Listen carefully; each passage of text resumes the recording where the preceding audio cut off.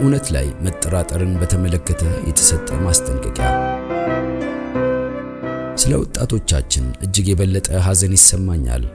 አደጋውን እንደማወቄ ካገኛችሁት ጥያቄ የሳይንስ ዕውቀት የተነሳ ራሳችሁ በሰይጣን ወጥመድ እንዳትጠመዱ አስጠነቅቃችኋለሁ።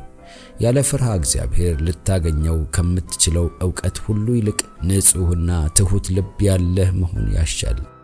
የዛሬ ወጣቶች የትም ቢሄዱ ተጠራጣሪዎችንና ጨካኞችን የመገናኘት አጋጣሚ ስላላቸው ስለሚያምኑት ተስፋ በገርነትና በፍርሃት ማብራሪያ መስጠት እንዲችሉ በበቂ ሁኔታ የታጠቁ መሆን በጣም አስፈላጊ ነው።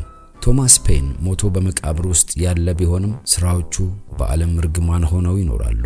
ዛሬም የእግዚአብሔርን ቃል እውነት የሚጠራጠሩ እነዚህን የአረመኔነት ውጤቶችን ልምድ በሌላቸው ወጣቶች እጅ በማስቀመጥ ልባቸውን መርዘኛ በሆነ የጥርጣሬ ከባቢ አየር ይሞላሉ። የሰይጣን መንፈስ ነፍሳትን የማጥፋት ስልቱን ለማሳካት በክፉ ሰዎች ውስጥ ይሰራል። በፍትወት በተቃጠለ ዓለም ውስጥ እየኖርን ነን። ወጣቶችና ጎልማሶች በኃጢአት ደፋሮች ናቸው። ወጣቶቻችን በቅድስና ካልተጠበቁ በስተቀር፣ በጽኑ መርሆች ካልተገነቡ በስተቀር፣ ጓደኞችንና አእምሮን የሚመግበውን ስነ ጽሑፍ በመምረጥ ረገድ ታላቅ ጥንቃቄ ካልተደረገ በስተቀር ልክ እንደ ሶዶም ነዋሪዎች የሞራል ውድቀት ላለባቸው ማህበረሰብ የተጋለጡ ይሆናሉ።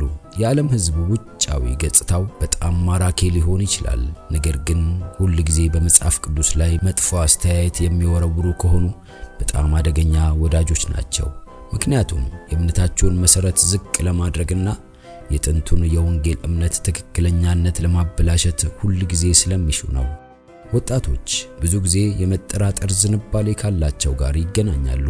አሰቃቂ የሆነው የክፋት ሥራ እስኪፈጸምና ወጣቶቹን እስከሚያጠፋቸው ድረስ ወላጆቻቸው እውነታውን አያውቁትም። ወጣቶች የእነዚህን ሰዎች እውነተኛ ባህሪን በተመለከተ እንዳይታለሉ፣ ከእነርሱ ጋር ጓደኝነት እንዳይፈጥሩና የእነዚህ ሰዎችን የማሾፍና ለማታለል የታቀደ ሐሰተኛ ክርክር እንዳይሰሙ በትጋት ትምህርት ሊሰጣቸው ይገባል። ወጣቶቻችን የእነዚህን ሰዎች አለማመን በሚገነዘቡበት ጊዜ ከነሱ ጋር ያላቸውን ግንኙነት ለማቋረጥ የሞራል ድፍረት ከሌላቸው በስተቀር በወጥመዱ ይጠመዱና ልክ እንደ ጓደኞቻቸው መናገርና የእነርሱን ድርጊት መፈጸም ያውም ስለ መጽሐፍ ቅዱስ እምነት አቅልለው መናገር ይጀምራሉ።